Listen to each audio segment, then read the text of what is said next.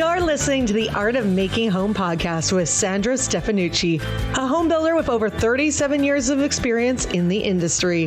This series shows you the construction industry from the contractor's perspective, as well as what it's like to work with the many different types of industry experts, such as interior designers, architects, and subtrades. In addition, we'll be discussing challenges that we have encountered and what other industry professionals can learn from those stories. We'll be covering such topics that many people do not consider before building a home. Like, what can your property actually allow? Is your property located on a steep hill? Where is the location? What will the municipality enable you to construct? It might not be as cut and dry as you think, so let's get the conversation started.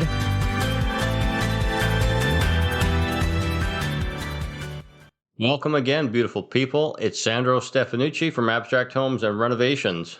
And I want to talk about today's topic is about some challenges we have with land.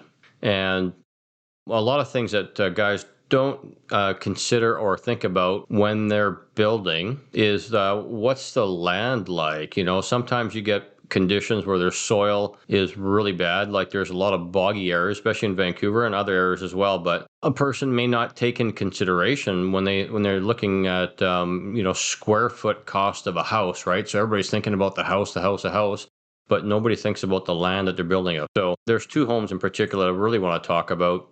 The first one is this home that's in East Vancouver. The homeowner really wanted to build on this piece of property, and consideration there was only so much per square foot to build a home, right? And knowing a bit about the area and the fact that it's on a bog and the houses beside it are tilting a little bit that are older. Again, you could be getting into something like this with an X amount of dollars, and once you dig the hole and you find out that you have to start putting steel piles and you have to have actually an engineered, it's a completely different game when you're building on bog and you need to use steel piles, and there has to be a soils engineer to actually draw you a plan and specify certain pilings and cross beams and how you're going to do it. You're floating it on foam and all kinds of things like that. So that can add a tremendous amount of square foot cost to your home.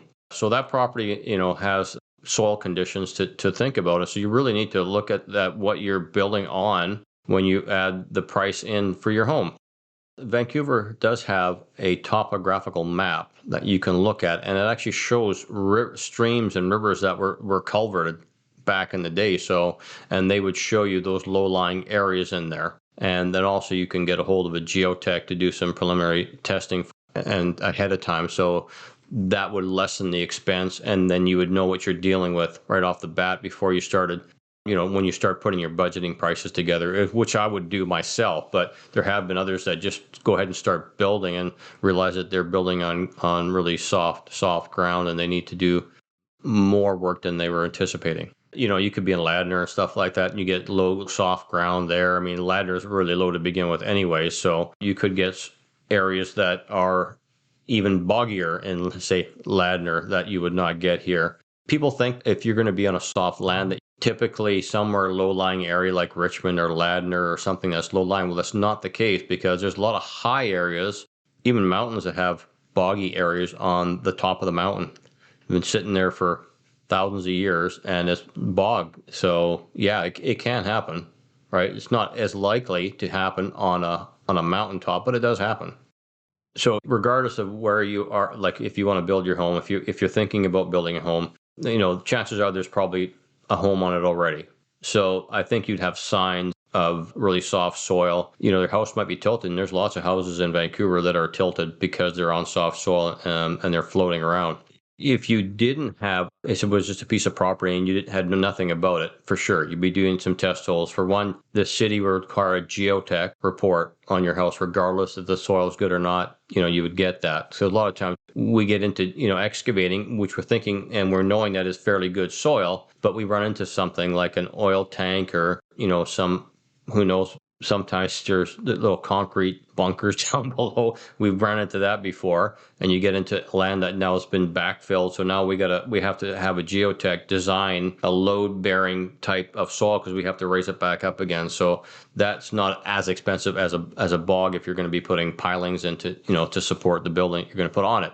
But that was, say, for a bare piece of land, yes, you'd want to do that. Even if you were thinking about purchasing that land, you would want a geotech report on that land before you even purchase it.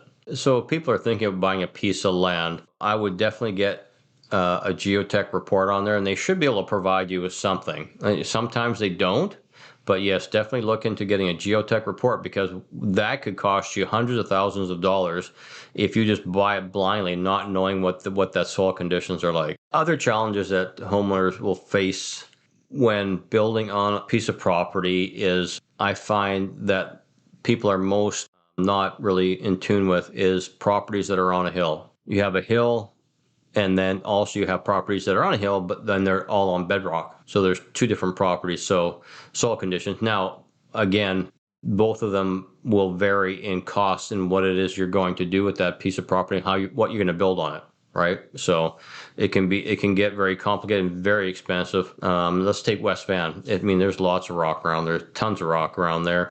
When you're building in West Van, you are only allowed so many cubic meters of rock to take out, because what they had found in the past is guys would be sitting there, well, they'd have a house approved, and then they'd be digging the hole and building basically underground bunkers and going as deep as they possibly could, and they got way over what they should be taking out, and they've been blasting for 2 years and stuff like that, so people couldn't figure out what the heck they were blasting for so long for. So now they have that, and you get it weighed, so they take note. Every truck that goes out there, it gets measured, so now you're only allowed so many tons out for what you're building. But blasting is very expensive too, right? So in those cases, you definitely want to get some good solid quotes or pricing, or somebody that knows what they're doing to figure out what it's going to cost to take something out of that. And then we have that challenge, and also you have the challenge of, well, what are you going to build as far as, let's take fencing. Something pretty simple as fencing, like most guys would put a cedar fence or something like that up the side. And this one property that we ended up taking over here in Vancouver, he wanted a concrete fence, 6 feet high or higher in some cases there. I'll get back into that in a minute. But when we took this job over, most of the fence had been, not all of it, but the sides had been built on this property, and the front hadn't been built, quite finished off yet as far as forming was going. And, he was complaining about being over budget and stuff like that. And from what I could gather from talking to him about it, that the previous builder didn't tell him that it was going to cost him an X amount of dollars, to put the concrete fence on it. Guy's thinking like, like if you're, say, this property, I think he was quoted something like $350 a square foot to build this property. When I went there, I said, no, this is like closer to $750 and higher, right? $750 minimum. And of course he freaked out. It says that, you're looking at a piece of property that's on a hill, and now you want an 8-inch concrete fence that's 8 feet high in a lot of cases, and some actually deeper, because you got to go down below the ground surface level. So there's 12 feet high in some sections, and the excavation on it was probably $500,000 just in that alone, excavating and putting those concrete fences in. So that's a fair chunk of change to add onto a house. So you really need to talk to somebody that's experienced and getting some good estimates. The guy knows what he's doing, adding everything into the cost of building. There are other lots and land that are challenging. What I find is land that has a lot of big trees on them, especially here in Vancouver, and more municipalities are adopting the green incentives and wanting to keep the trees and stuff like that. And, I don't blame them for sure, but there are lots that have big trees on them, or like I remember this one lot had a crabapple tree from the 60s on it, and you could not touch this crabapple tree. It was like protected, like it was insane. I couldn't believe it. They had to build a home kind of around this crabapple tree, and you couldn't touch it. I would think that unless you really like that piece of property, try to find something that doesn't have any massive trees on it, because you're going to be keeping those trees. And it could be a problem. You could be designing your home around those trees instead of being able to take the tree out, right? I mean, in some cases, like laneway homes, you can take that tree out, and in some cases you can't. There are some cases that you haven't been able to take a tree out. You basically build and design around that tree.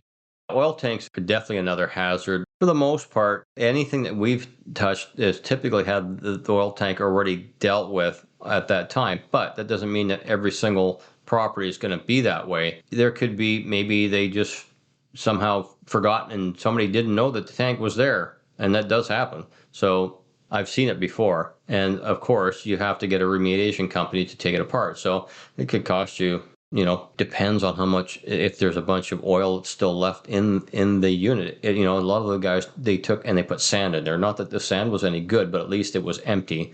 And so they had to remediate that. But if there's still, you find a seepage from that tank and into the ground, it could cost you tens of thousands of dollars to take it out and remediate that chunk of land. And then they always mark that piece of property as with an oil tank on it that had ruptured. And, so there's a description on that property that there's an oil tank and it had leaked or whatever, if it did or not. And they would have that on that piece of property.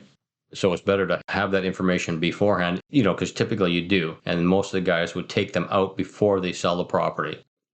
You definitely want to know as much about your property if you're going to be purchasing it. Obviously, before you purchase it, make sure that everything is clear and you ask those questions. Don't move on something without making sure that everything is correct or at least disclosed beforehand. So, if it does have an oil tank, great. So let's put a clause in the contract. Whatever the cost is to remove the oil tank comes off the price of the house. That's fair, I think, and that can easily be done. And if they don't want to do that, then I wouldn't buy the property, to be honest. Right now, with the market being the way it is, people are just jumping on properties regardless of that, just because they can get something. But just be careful with that, because you really want to know what you can do with that property. And just because you can get it doesn't necessarily mean that you should have it. You might find that you can't do what you want to do later on and you're stuck with it. The steps that I would take before purchasing a piece of property, and if you're thinking about building on that property, so we're specifically looking at building, not just if you're just going to buy it and just live in it. So that's a different story. But if you want to purchase a property to build on it or to do a major renovation on it, number one, find yourself an experienced builder and renovator. So again, I am a builder and a renovator. I've been doing that both for the last 37 years. We know homes, and we know how to renovate them, and we know how to build them. So find somebody that's really experienced in both those aspects, depending on what it is you want to do, and then get their opinion on it would be number one for me. You're going to buy that property and it is something that you might want to do renovation or even build on the property 20 years down the road. And you got to keep in mind though, too, 20 years down the road, your community plan might change. So they may restrict you. So it's always good to know what you can do. And cities sometimes have the official community plan gets changed and they have some new stuff that comes up and the bylaws change in regards to that. Thank you for listening. Those are my thoughts on land development and challenges for building or renovating on different types of properties. So we'll see you guys on the next episode. Thank you so much for listening to another episode of The Art of Making Home with Sandro Stefanucci from Abstract Homes. Make sure you keep following every episode to learn his advice about the building industry here in the Lower Mainland. He will have great tips on following episodes when it comes to building or renovating your home. Make sure to follow us on Spotify, Google Podcasts, and of course, Apple Podcasts, so you don't miss his latest construction advice. If you want more information on Abstract Homes, all you have to do is go to their website, abstracthomes.com. Talk to you next time.